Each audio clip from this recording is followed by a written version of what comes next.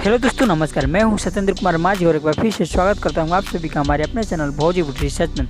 दोस्तों, आज हम बात करने वाले हैं भोजपुरी इंडस्ट्री के बहुत ही सुपर हिट एक्टर और सिंगर राकेश मिश्रा जी के ऑफ होमिंग गाने के बारे में। जी हाँ दोस्तों, हम इस वीडियो में जानेंगे कि राकेश मिश्रा जी के ऑफ होमिंग बेबी गाने का टाइटल क्या होगा, कब और किस यूट्यूब चैनल के माध्यम से रिलीज किया जाएगा। तो जानने के लिए वीडियो में शुरू से लेकर अंत तक बने रहिए और आइए आप सभी का टाइम वेस्ट न करते हुए वीडियो की शुरुआत कर लेते हैं। दोस्तों, राकेश मिश्रा जी का गाने का टाइटल बहुत ही बवाल है, लड़की किरनिया।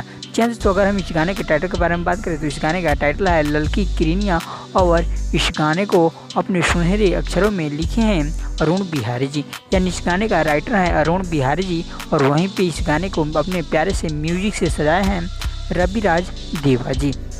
तो दोस्तों, यह गाना काफ़ी बवाल और तांडव होने वाला है। तो हम आपको बता दें, इस गाने को गाए हैं राकेश मिश्रा जी और इनके साथ कोई फीमेल सिंगर नहीं है।